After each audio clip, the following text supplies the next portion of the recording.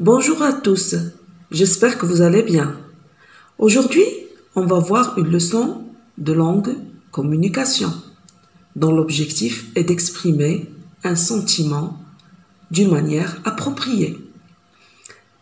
Alors, comme vous le savez, il nous arrive souvent de nous trouver dans une situation dans laquelle on doit exprimer un sentiment qui peut être la joie, la tristesse, l'admiration, la déception, le regret, etc.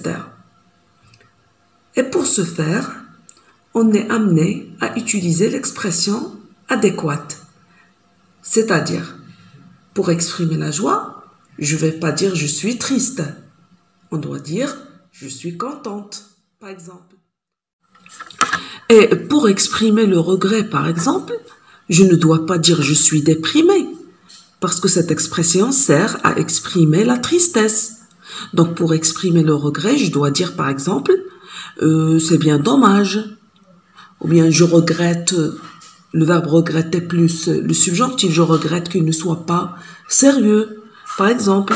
Donc voilà, pour chaque sentiment correspond une ou plusieurs expressions. Et donc c'est dans ce cadre-là que je vous propose ce dialogue où j'ai essayé de regrouper un ensemble d'expressions qui traduisent différents sentiments. Et maintenant, je vous lis d'abord le dialogue.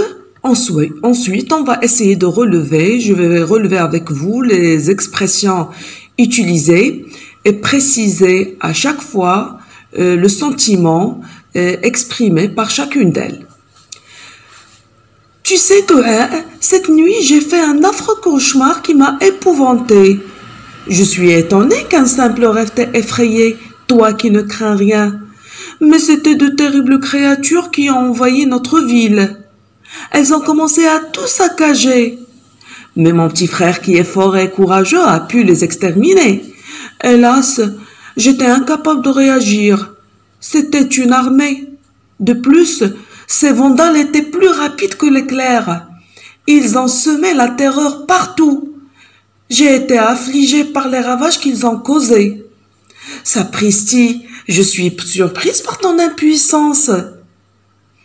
De un, cesse de te moquer de moi. Ton air, mon cœur m'agace. Tu me fais sortir de mes gants. Je t'adore, Sohaib, tu es amusant et je suis très contente que tu sois mon frère.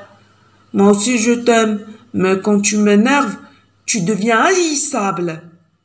Voilà. On a deux personnages, Dua et Sohaib. Le lien qui unit les deux personnages, c'est un lien de fraternité, c'est-à-dire ils sont frères et sœurs.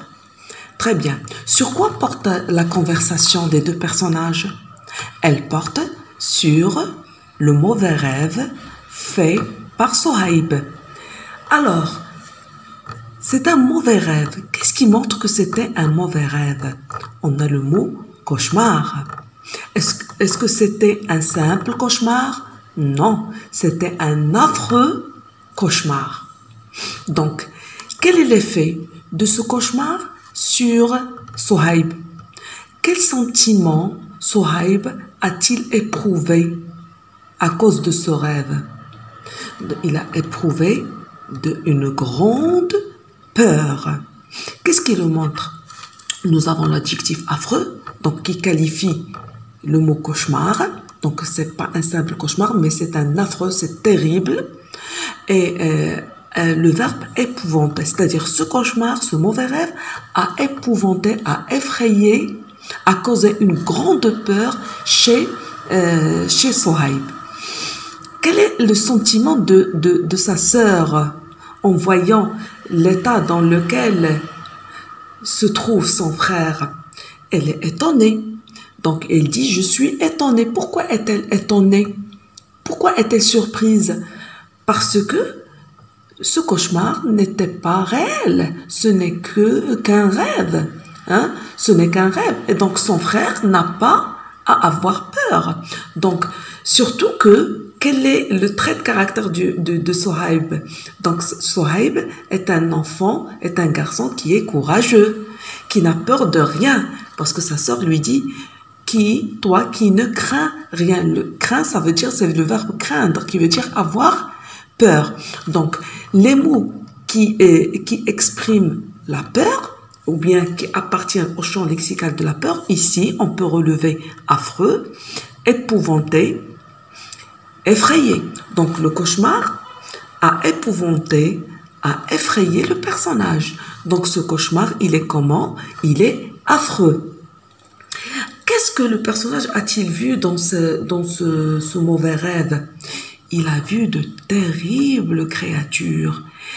Est-ce que c'était des créatures normales, comme nous les humains? Non, elles étaient terribles. Donc, c'était des créatures qui faisaient peur. Donc, elles étaient terribles. Donc, terribles, affreuses, horribles. Donc, qui provoquent la peur, qui épouvante, hein, qui effraie le personnage. Très bien. Est-ce que le Sohaib a pu réagir dans le rêve? C'est-à-dire, est-ce qu'il a pu affronter ces créatures? Non, il n'a pas pu le faire. Quel sentiment éprouve-t-il puisqu'il n'a pas pu réagir? Il a éprouvé le regret. Donc, ici, il regrette de ne pas avoir pu réagir. Donc, et le regret est exprimé au moyen de... Donc, le personnage regrette de ne pas avoir pu anéantir, détruire ou combattre ces terribles créatures. Donc, et l'expression qui permet de comprendre que le personnage éprouve le sentiment de regret, c'est l'interjection « hélas ». Hélas est une interjection. Hein? Très bien. Alors, quel mot reprend les terribles créatures? Nous avons le mot vandale. Donc ça, c'est un mot de reprise, c'est vandale. Pour éviter la répétition de ces terribles créatures, il a utilisé ces vandales. Pourquoi il a choisi ce mot, ce terme?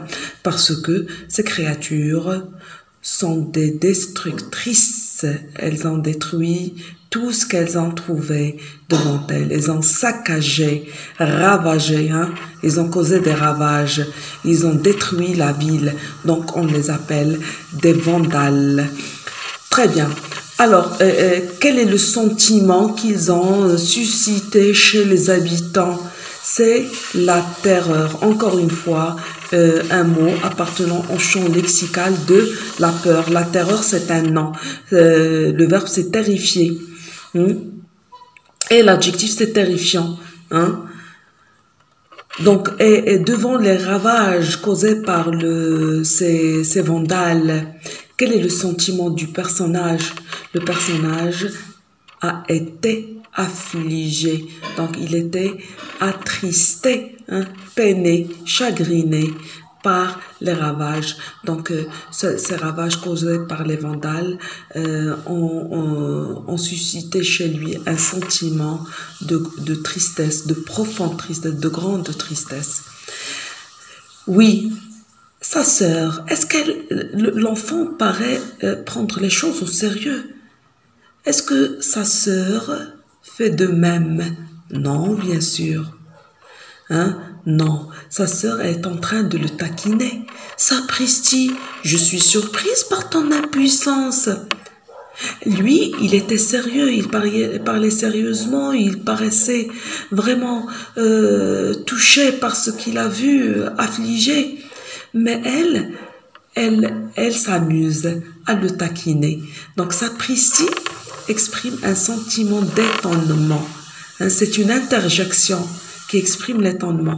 Et on a « je suis surprise » qui exprime l'étonnement. Donc, mais Est-ce que le garçon Sohaib ne se rend pas compte finalement de la taquinerie de sa sœur? Non, il va le deviner parce que il va dire par la suite cesse de te moquer de moi. Ton air moqueur m'agace. Donc, quel sentiment éprouve-t-il maintenant?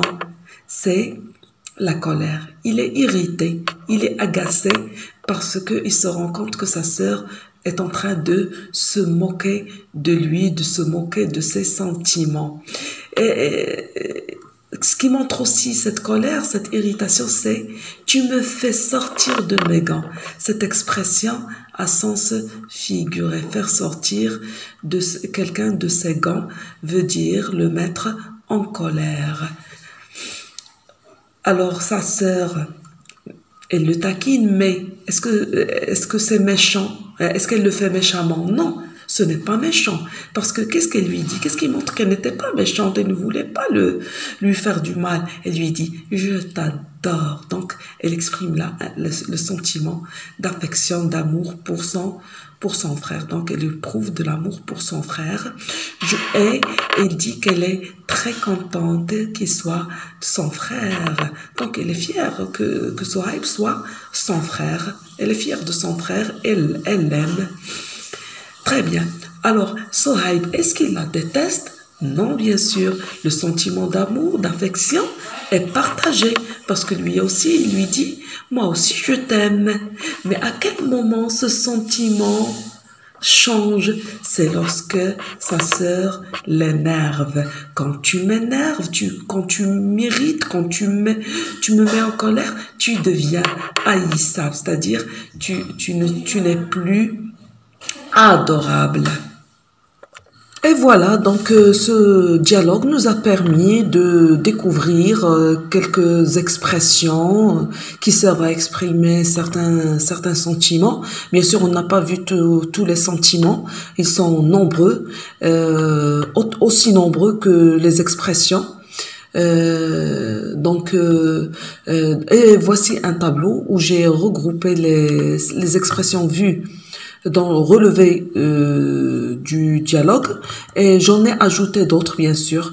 Voilà, pour le sentiment de peur, on dit avoir peur, craindre, appréhender, ce sont des verbes, et des noms, on a terreur, angoisse, effroi, panique, et bien sûr d'autres verbes, épouvanter, effrayer. Donc ici, épouvanter, effrayer, ils ont pour sujet la source, l'origine de la peur, c'est-à-dire la cause, c'est-à-dire une terrible créature qui épouvante le personnage. Un homme inquiétant, à l'aspect inquiétant qui effraie l'enfant. Avoir un sentiment de terreur, d'angoisse ou bien d'effroi, de panique. Et la personne qui éprouve le sentiment, on dit j'ai peur, je crains, j'appréhende.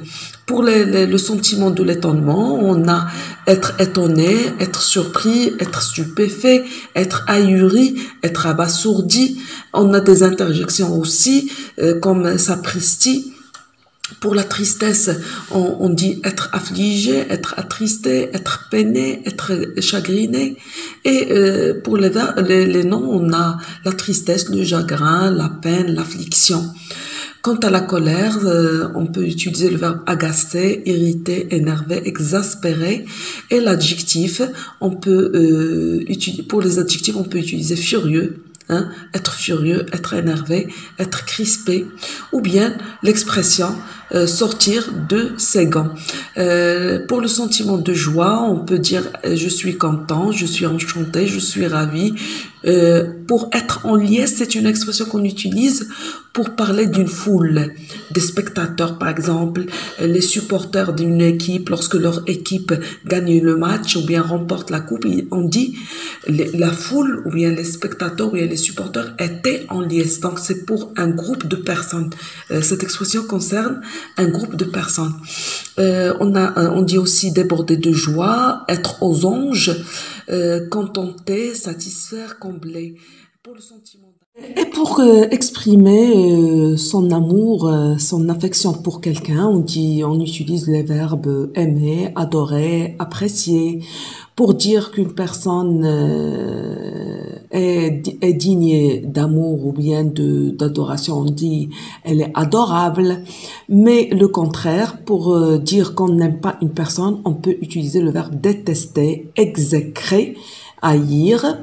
Et pour une personne qui n'est pas aimable, qui est tout à fait le contraire, on dit elle est haïssable. Et enfin, pour exprimer le regret, on l'exprime pour quelque chose qu'on a dû faire dans le passé mais qu'on n'a pas pu faire pour une quelconque raison. Et après, par la suite, on éprouve un sentiment de regret. Donc, pour exprimer le regret, on peut utiliser l'interjection hélas, ou encore dommage, il est regrettable que, ou bien le verbe regretter, ou encore l'expression se mordre les doigts. Voilà pour la leçon d'aujourd'hui. Avant de vous quitter, j'aimerais bien qu'on fasse cet exercice ensemble. Alors là, je vous donne des phrases et vous, normalement, vous devez trouver le sentiment exprimé. Voyons la première. Quel bonheur de te retrouver après tant d'années. Alors, le sentiment exprimé ici, c'est quoi? C'est la joie, bien sûr. La joie, le bonheur. Dans la phrase suivante, ta trahison me déçoit. Ici, par exemple, tu as confié un secret à ton ami. Par la suite, tu découvres qu'elle l'a divulgué à d'autres personnes. Il l'a dit à d'autres personnes. Donc là, le sentiment que tu vas éprouver, c'est la déception. Ton comportement est inadmissible. Par exemple, un père qui s'adresse à son fils, qui s'est adressé, qui était impoli avec sa maman. Alors le père intervient pour lui dire ton comportement est inadmissible. Donc là, le père exprime sa colère. On peut même dire l'indignation. Et enfin, quel beau tableau, c'est un chef-d'œuvre. Par exemple, un groupe de personnes qui se trouvent dans une galerie où on expose des tableaux de peinture. Alors, il se trouve devant un tableau qu'il a beaucoup aimé. Il dit quel beau tableau, c'est un chef-d'œuvre. Là, il exprime son admiration. Et voilà l'exercice, la correction de l'exercice. Je vous prie de recopier la leçon dans votre cahier de cours. Mettez le dialogue ainsi que le tableau et l'exercice. Et je vous renvoie à la page 134 pour faire les exercices de « Je m'exerce ». Ça va être un entraînement pour vous. Sur ce, je vous dis au revoir et à bientôt.